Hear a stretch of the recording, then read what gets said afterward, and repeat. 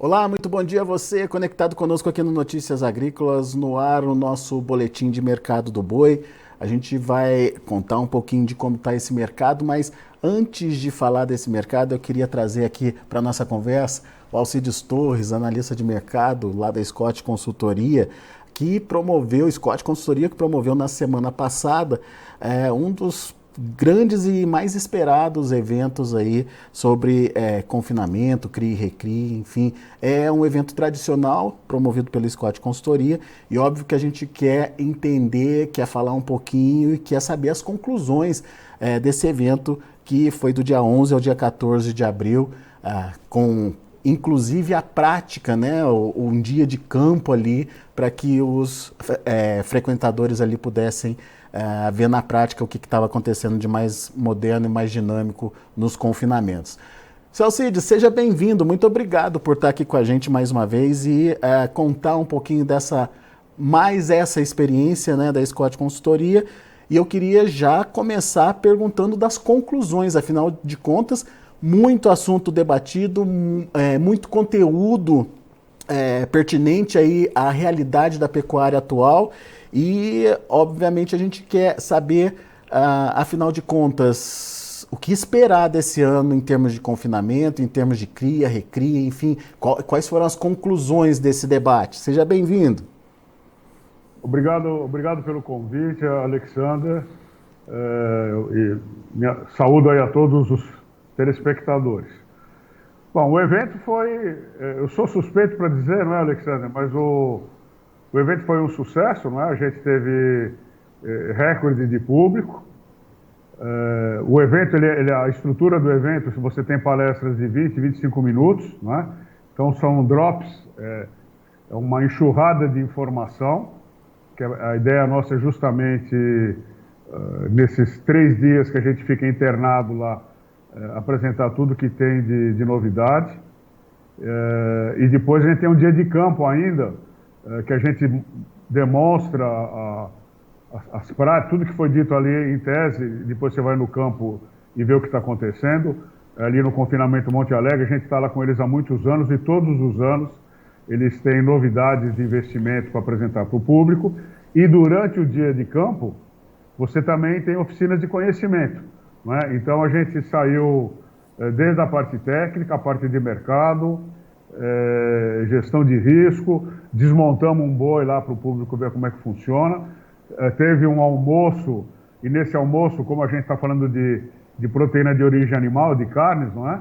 Então teve vários tipos de cocção. Então você tem lá o fogo de chão, tem o cordeiro pantaneiro, tem carne defumada, enfim, tem a queima do alho, não é? Então a gente teve toda uma história de como se preparar a carne. Enfim, um evento bastante completo. Na verdade, são 3 eventos em um. Você tem uma parte do evento dedicada aos recriadores, outra dedicada aos confinadores, e aí você tem ainda um terceiro evento, que são oficinas de conhecimento, que você já é específico ali para o confinamento em ação. Muito bem, então vamos tentar trazer um pouquinho, se você diz, das discussões, né, do que foi discutido lá durante esses 3 dias aí em Ribeirão Preto. Em relação ao setor de recria, quais foram as grandes conclusões? O que dá para dizer em termos de resultado dos debates promovidos ali? Olha, o Alexander, tanto a recria como a terminação, né, o recriador e o invernista, eles estão numa fase mais favorável em relação aos anos anteriores, porque a cotação do bovino de reposição caiu, não é? E a gente sabe que de 60% a 70% do custo é o próprio bovino, tá? Então, o pessoal da recria está numa situação melhor em relação aos anos anteriores, tá? Então, caiu o preço do bovino de reposição e caiu também o custo de produção, né? É claro que não é uma queda, não voltou aos preços de antes de 2019, mas os preços caíram com relação aos vigentes em anos anteriores. E é claro, além dessas questões mercadológicas, a gente falou de manejo de capim, de manejo de rebanho, de gestão de risco, dedicado à recria e à engorda confinada. Ou seja, dá para discutir como avançar com ganho de peso, como controlar custo de produção e como ser mais eficiente no final das contas, Alcides. Dá para esse setor específico ter mais eficiência ainda do que o que a gente vê em prática hoje no Brasil? Sempre é possível melhorar, não é? E a pecuária brasileira ela é muito extensa. Nesse evento, a gente teve praticamente todo o Mercosul no nosso evento. Além de ter todos os estados brasileiros importantes produtores de gado, né? A gente teve gente também da Colômbia, Argentina, Uruguai, Paraguai, não é? Bolívia. Então, a produção pecuária ela é muito diferente de região para região, né? Inclusive de micro-região para micro-região. Então, o que foi a gente, em função disso, nós levamos também depoimentos de produtores de sucesso, tá? E esses produtores, durante a explanação, eles falaram do sucesso, não é, que eles estão tendo e das dificuldades que tiveram, sabe?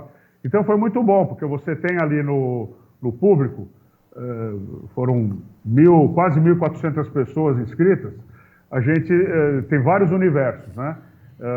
E isso foi muito bom, porque as pessoas vão se localizando, as dificuldades que elas estão tendo é semelhante a que um sujeito de sucesso tem. Enfim, mas o que fica mesmo, já que você tocou no assunto, é o investimento em ciência e tecnologia, né? Conhecimento, e aplicar o que a pesquisa tem de melhor. Tanto é que a gente levou, nós temos uma parceria de muitos anos com a Embrapa, e nós levamos pesquisadores da Embrapa para dizer o que tem de pesquisa, o que pode ser feito, e levamos também os resultados do Confina Brasil, que é a nossa expedição que visita todos os confinamentos brasileiros, apresentando já alguns resultados. E esses resultados também foram compilados e analisados pelo pessoal da Embrapa. Foi legal, viu, Alexandre? Eu imagino.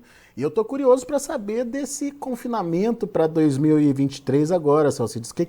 Qual que é a expectativa de vocês aí na Scott? O que vem por aí? Vai ter investimento? Não vai ter investimento? Enfim, o pessoal está animado ou não, Salcides? Olha, nesse primeiro trimestre, né, nós estamos em abril, mas nesse primeiro trimestre desse ano, o pessoal andou meio sorumbático, viu, Alexandre? Mudança de governo, todo mundo na retranca, o juro subiu muito, não é? Então esse capital que ia para o setor, o gerente financeiro dessas empresas fala, bom, vamos pôr, o juros está alto, vamos adiar o investimento aqui, porque aqui é certeza que a gente tem uma renda. Então teve vários fatores aí que puxou o freio de mão, tá?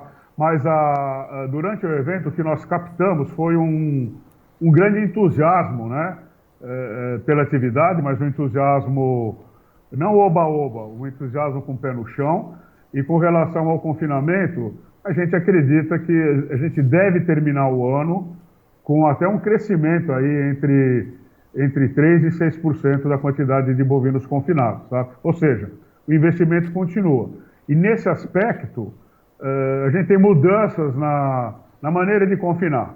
Então, produtores de pequeno e médio porte, onde existe a opção de colocar em boitel, tem gente redirecionando o seu rebanho para terminar nos últimos 90 ou 100 dias num confinamento de aluguel, e ele se dedica mais à troca, né, a compra bezerro, fazer a recria, assim por diante. É por isso que o evento, ele tem que ser, o evento de confinamento tem que ser conectado com a recria. Isso é importante mesmo. Agora, só para entender, seu Alcides, 3 a 6% de crescimento no volume de animais confinados, com um primeiro giro comprometido, digamos assim. Fica tudo, então, para o segundo semestre? Tem que ter alguma atenção especial nesse sentido? Não, eu acho que nós vamos ter o primeiro giro normal. Vai ser relativamente normal, tá? as adições ou retrações vão acontecer de acordo aí com a cotação da arroba do boi gordo e principalmente com relação à margem, tá? Porque quando você pega Né? o pecuarista que confina, esse é um, é um fazendeiro, ele faz as contas até a quarta casa depois da vírgula, tá? Então ele percebe que eu acho que vai ser melhor esse ano até do que o ano passado, porque a margem tende a ser boa por causa da queda da cotação. É claro que essas observações todas valem somente para hoje ou durante o evento, porque o mercado está muito volátil, né, Alexandre? A coisa não dá mais para... É difícil você fazer uma projeção de longo prazo, mas de qualquer maneira, a gente deve ficar naquele intervalo entre 5,5, entre 5 e 6 milhões de cabeças confinadas, por aí. Tá. Em termos de reposição, enfim, de animais que estão entrando para o confinamento, a gente já tem essa queda percebida aí pelos produtores.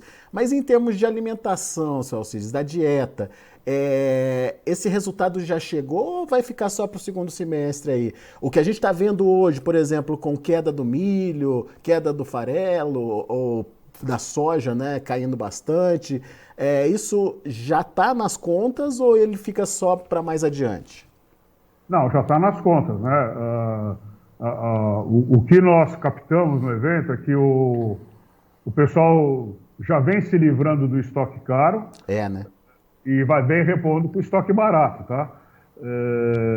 Esse ano nós não imaginamos uma crise de fornecimento como aconteceu nos anos anteriores, tá? Então caiu o preço caiu a cotação da soja, do milho e dos farelos de maneira geral, sabe?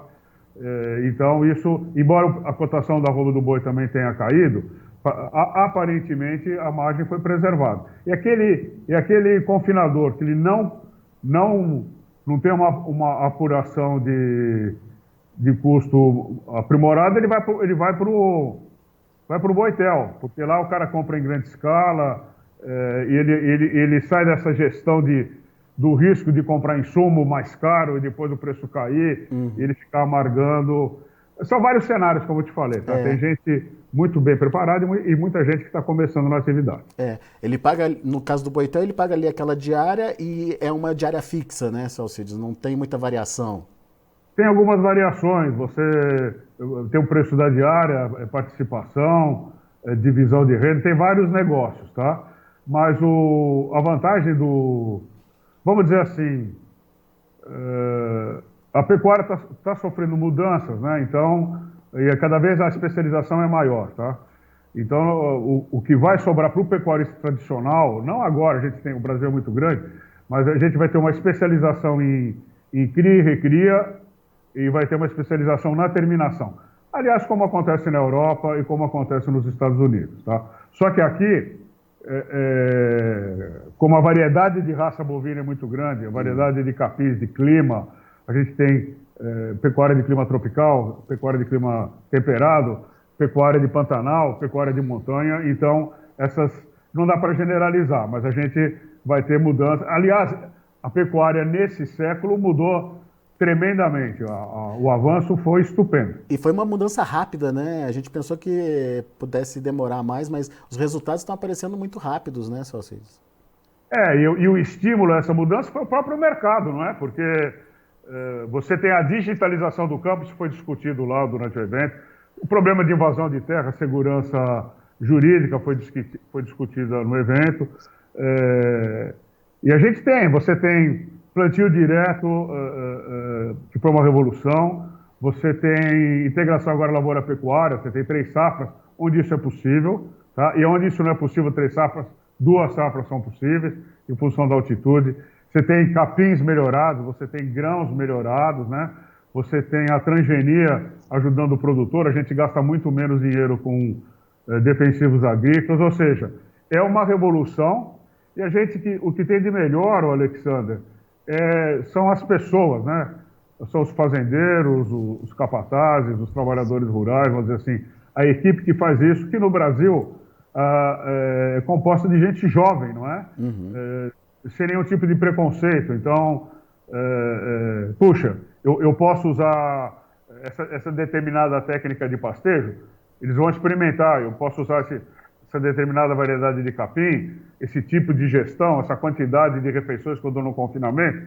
Então, tudo isso a gente percebe que existe uma atenção profunda de quem está participando desses eventos e a promessa de adoção, é claro que fazendo isso sob a tutela de um bom consultor, de alguém que sabe fazer isso com bastante critério. Muito bom. Seu Cid, só para a gente finalizar, o que o senhor está vendo no mercado hoje, agora? Que cara tem esse mercado e o que a gente pode esperar aí para os próximos dias, para as próximas semanas principalmente? Olha, Alex, o mercado hoje ele está largado, né? Aumentou a oferta e a oferta de gado e a cotação caiu, tá? Para exportação, embora a gente... De qualquer maneira, nós estamos otimistas com relação a tudo, inclusive com a cria, viu? O evento não foi dedicado à cria, mas se falou muito de cria também lá. Para exportação, o preço da carne exportada caiu, né? A gente está exportando, vamos dizer assim, a demanda pela China está firme, mas o preço que a gente está vendendo hoje está menor, tá? Uhum. Isso acabou afetando a cotação do boi China, então a cotação do boi China caiu e caiu também a cotação da arroba do mercado interno. Isso deve continuar assim agora nesse final de safra, né? Quando a gente está passando para o inverno, para a senescência do capim, então a oferta de boiadas deve aumentar, tá? Eu não vou falar para as próximas semanas, né? Que muita coisa pode acontecer, mas hoje o mercado é de queda, mesmo porque o pecuarista ele veio segurando boiada até agora, né? Porque tinha pasto bom, esse ano choveu bem, mas agora tem outros fatores, né?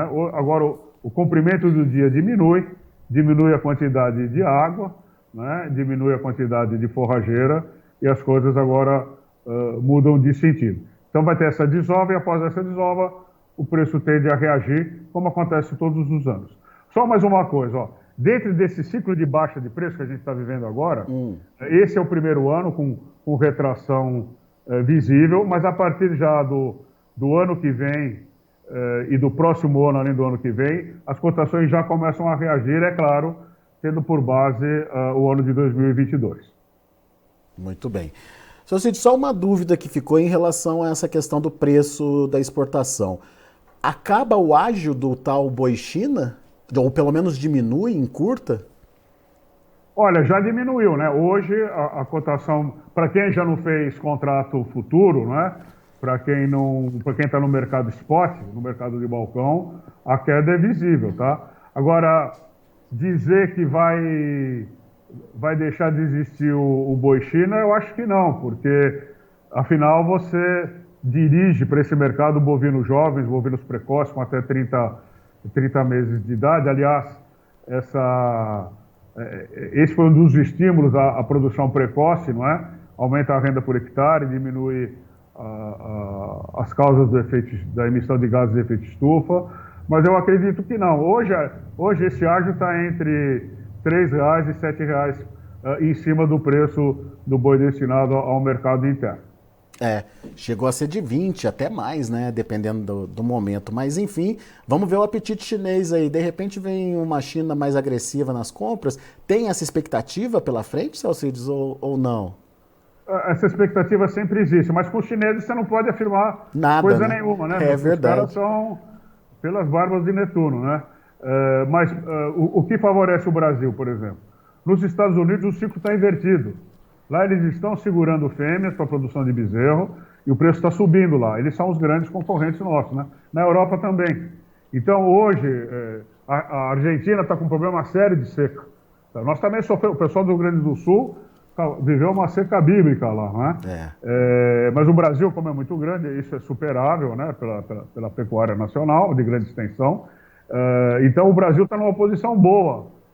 E a gente não deve, é claro que vai ter concorrência, mas não uma concorrência tão forte como a gente teve nos anos anteriores, tá? De qualquer maneira, a cotação no mercado internacional caiu e hoje você tem uma liquidez grande, mas com faturamento menor. Isso acaba refletindo no preço do boi China, tá? Muito bem. Celcides, Obrigado mais uma vez pela disponibilidade de estar aqui com a gente, de compartilhar informação com a gente desse mercado tão importante que é o do boi gordo. E parabéns pela iniciativa e conte com a gente sempre para a gente poder trazer informação aí dessas novidades que vão surgindo. Ô, Alexandre, eu até queria agradecer ao pessoal do Notícias Agrícolas, vocês estão com a gente há anos, foram um dos divulgadores do nosso evento. E é um prazer estar com vocês. Longa vida aí para vocês também. Muito obrigado. Valeu, grande abraço. Até a próxima, seu Alcides. Tá aí, Alcides Torres, Scott Consultoria, fazendo um resumão do que foi o grande evento promovido pela Scott Consultoria na semana passada, encontro de confinadores e recriadores, e trazendo um pouquinho do que está acontecendo com o mercado. Expectativa principalmente em relação às exportações. Segundo o seu Alcides, temos aí uma continuidade das compras chinesas, mas uma compra normal, uma compra que não, diante da oferta que aumentou, que não é capaz de gerar aquele ágio diferenciado que a gente sempre via aí no tal boi China. Ágio que chegou a trabalhar acima de R$20 aí, a diferença entre boi China e boi comum, hoje na casa dos R$3 a R$7, depende aí da praça que está sendo negociado. A diferença continua, porém com uma distância menor aí entre o preço do boi comum. E em termos de confinamento, a expectativa é de um crescimento em relação ao ano passado, 3 a 6% de crescimento no volume de animais confinados. No entanto, tem, segundo apurou o pessoal reunido no encontro de confinadores, uma tendência de que pequenos possam migrar aí para os chamados boitéis, né? Onde eles evitam participar dessas flutuações e garantem a entrega desses animais que foram comprados, adquiridos, enfim, só para engorda no momento final. Bom, são essas as informações do mercado. Deixa eu passar para vocês os números em andamento lá na B3. B3 caindo hoje, abril R$ 278,10, queda de 0,23%, maio R$ 273,10, queda de 0,51%, junho R$ 273 redondinho, queda de 0,55%, julho sem precificação. O indicador CPEA fechou o dia de ontem a R$ 284,40, teve queda de 0,84%. Muito bem, são os preços de hoje, mercado ainda não está fechado lá na B3, está em andamento, mas dá para a gente ter uma ideia do rumo aí das cotações. Daqui a pouco a gente volta com outras informações, mais destaques, continue com a gente.